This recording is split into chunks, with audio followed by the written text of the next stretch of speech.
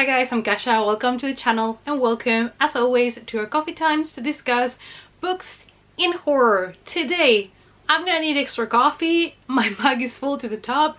It's been a hard week so far, so today we're here to discuss something that we're passionate about, which is horror books in horror movies.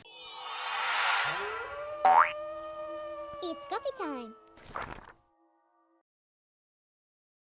So I decided to take a look at all the books that I read last year and try to find a couple of books that I could combine with horror movies that kind of have the same vibe. I like to do these kind of videos when I can because, as you guys know, not only do I like to read books, but I also love to watch horror movies. If you love horror movies and you didn't know, I do have another channel where I do movie reviews, so make sure to check it out, movie recommendations, all of that jazz.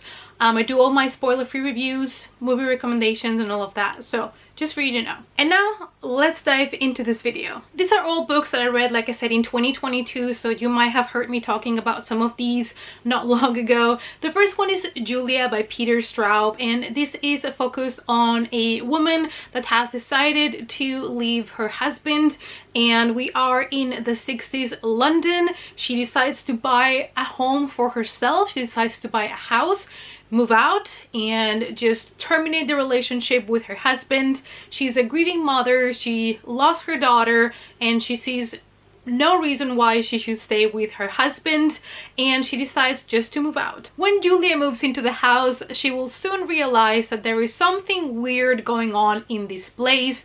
She decides to turn all the heaters off in the place, and the next morning they're all on again. So she starts to question her sanity at times. She hears noises and she is convinced that most probably the ghost of her deceased daughter might be hunting her. As she digs deeper into the history of the house, she's going to find out that other things had happened there before, and now she is unsure of what kind of ghost or what kind of entity is hunting her. This was a great atmospheric tale. It was also a little bit slow paced, but I really enjoyed it, and I would like to pair this with an kind of older movie that I really enjoyed called The Others from 2001, and this is by a Spanish director, Alejandro Amenábar. So in this one we have a similar case, but in this case it's not just a woman alone moving to a new house.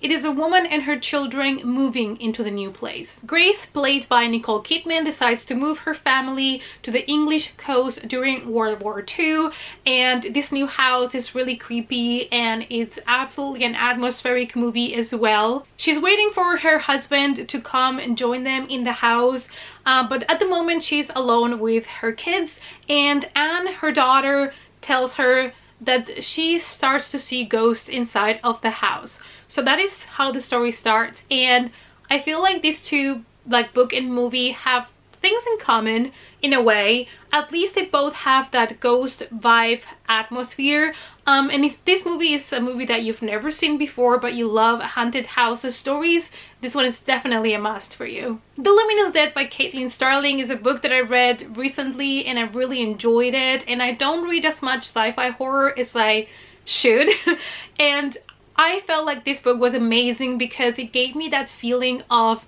fear, but of like claustrophobia. Like, it was claustrophobic to me, and that is amazing that a book can achieve that, to give you that sense of being trapped yourself down there in the caves with the main character. So our main character has accepted to go to an expedition that it is very dangerous, but she needs the money because she wants to make it off-world in hopes of finding her mother.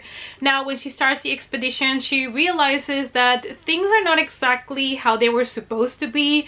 It's not exactly how they told her it was gonna go. She was supposed to dive deeper into caves to find some minerals and kind of like take some samples of things that are in the caves for, you know, research purposes.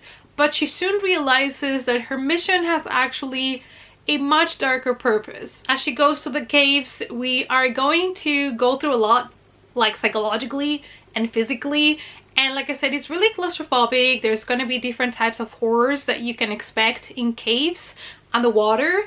But it was amazing because it kept me like entertained and intrigued both until the very end. So this one I wanted to pair with a movie, another one from the early 2000s. This one is from 2005, and that is The Descent, that is actually inspired on a real story that happened. A girl actually died because she got trapped in these caves, and of course after that they decided to close the cave so nobody else could go in and get trapped and die.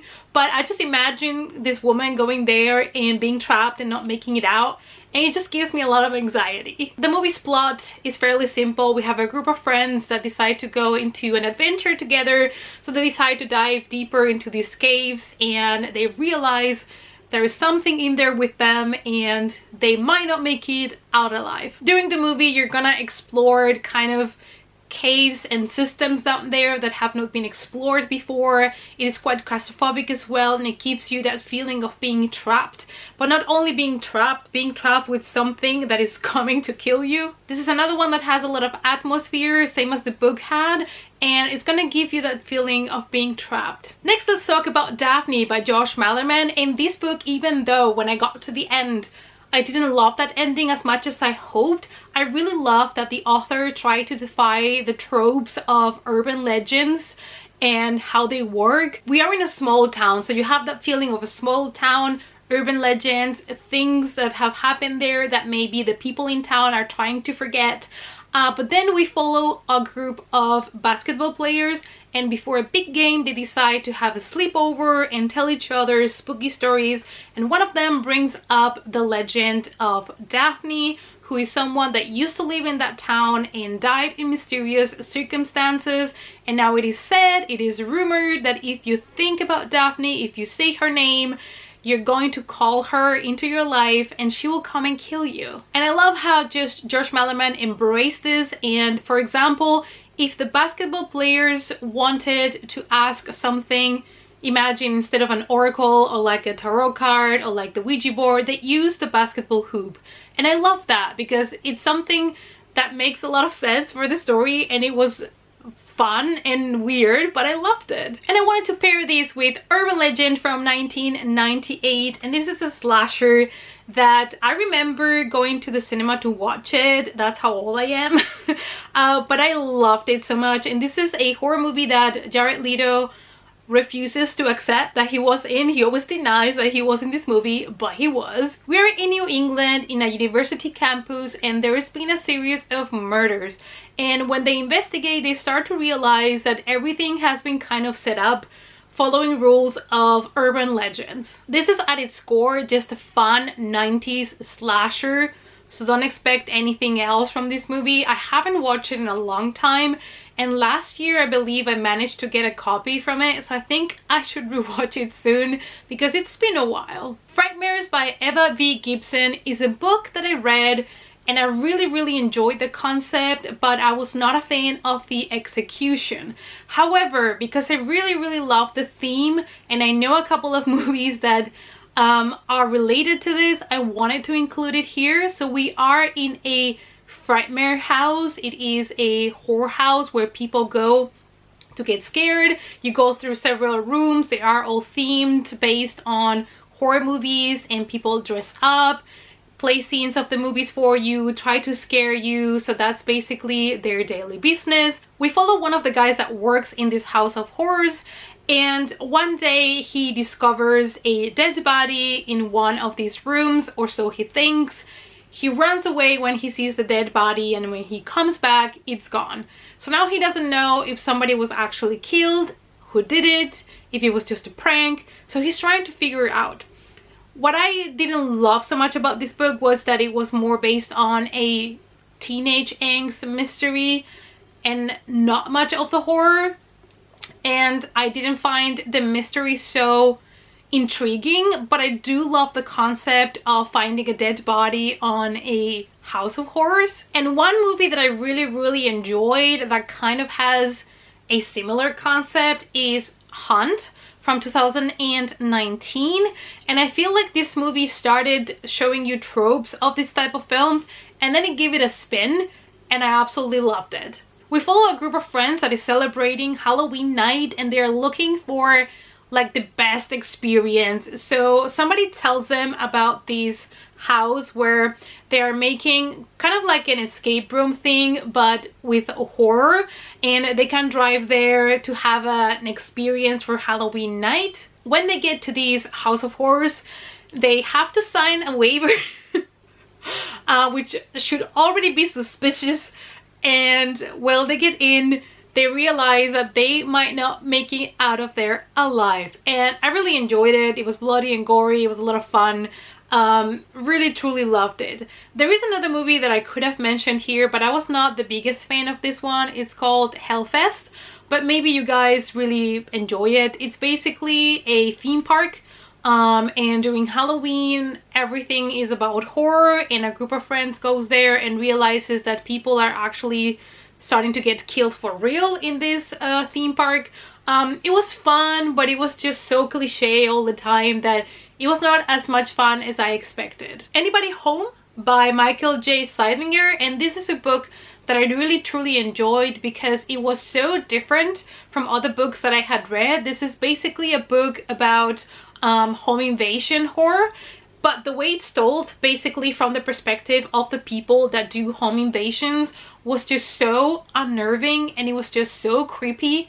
It definitely creeps under your skin. This book touches a very common and human fear, which is not being safe even inside of your house. What if somebody breaks in? Are you safe inside? Is everything locked correctly? Maybe if you're someone that is really paranoid about that, I would avoid this book because it's gonna give you major anxiety. But the horror in the book felt so real. This was a book that was a very different experience for me as a reader, and I really truly enjoyed it. There's no many books, horror books, that make me feel that something is realistic and I feel like it could happen right now. This book is gonna have you hooked, terrified, and disgusted all at the same time because it gets really intense, so you might want to check the trigger warnings for this one. It basically follows a group of people that are experts on breaking into houses, and they're kind of telling you how they pick people, how they do what they do, why they do it, and it's quite terrifying, to be honest. And I wanted to pair this with a movie that I feel like not many people know about. It came out in 2021. I think I found it either on Netflix or Amazon Prime, and it's called See For Me. Sophie is a former skier that now is blind, and she has been really depressed because she's unable to continue with her sport, and she starts to work as a nanny or like a home sitter for people. And this weekend she has a new job to take care of a house from a rich woman, and she only has to take care of the house and the cat. When she gets there, everything is going as usual, everything is going as normal, but then a group of thieves want to break into the house, and that is when Sophie is gonna have to figure it out how to survive and fight for her life, not being able to see the attackers. So there is an app on her phone that she refuses kind of to use, and now she's forced to, and this app allows somebody else to see for her and tell her, to turn right, turn left, go up the stairs. And it was a really interesting concept as a horror movie that has not been really done much, and I liked it exactly because of that, because it gave us a complete different perspective on horror, similar to other movies like Hush, where our main character was deaf. In this case we have a blind main character that is trying to survive and uses an app so that somebody else can see for her. And last but not least, we have Cunning Folk by Adam Neville, and this is about a family that decides to buy a house that looks kind of needs a lot of love, so they decide to move there and start repairing the house and turning into their future home. It has a nice garden, it's close to the woods, it's gonna allow their daughter to have a good life in the countryside. But when they move there, they realize that the neighbors are kind of weird, and as the book progresses, we're gonna start to figure out why the neighbors are behaving as they do. And this was such a roller coaster of emotions. It's one of those books that is also really heavily relying on a lot of atmosphere that is actually really well achieved. The woods in this book almost became a character. That's how much you could feel and sense the woods, and it was a really good folklore horror. Now, when it comes to movies, there are many good folklore horror movies out there. I did on my own channel actually last year 2 videos all about folklore horror movie recommendations if you want to check them out on my other channel. I'll leave the links down below to make it easier for you guys. So, but I wanted to pick one of my absolute favorite folklore horror movies, and it's on Netflix, and you've probably heard me talking about this movie before, but it's still my favorite Netflix horror movie, and that is Apostle. We're in London in 1905. We have a guy that returns home just to find out that his sister has been abducted into a cult in a remote island, but he's determined to infiltrate himself there and bring his sister back. So Thomas travels to this remote island and decides to just infiltrate himself and pretend that he's just somebody that wants to join this society, and he starts to get to know the people that live there. And the more he learns about this place, the more he knows he should be really, really scared. This movie is quite intense when it comes to the horror and the body horror as well, so just putting it out there if you guys are a bit sensitive. But honestly, this has been one of my absolute top 3 favorite folklore horror movies of all time, to be honest. I just absolutely love it. And if you guys have not seen it yet, it is a must. So I've talked a lot, but I have not had enough coffee yet, so hold on a second. Alright you guys, I hope that you enjoyed this video. I hope that maybe you got a book or a movie recommendation out of this video. I would like to make more videos, you know, about books and horror movies, because those are the two things, you know, that I really, really love. I watch a lot of horror and I read horror, so I love when I can combine them in videos for you guys. Let me know if you do enjoy this type of videos as well, so that I know if you like them or not. Thank you guys as always so much for watching, and I hope to see you all in our next coffee time. Bye!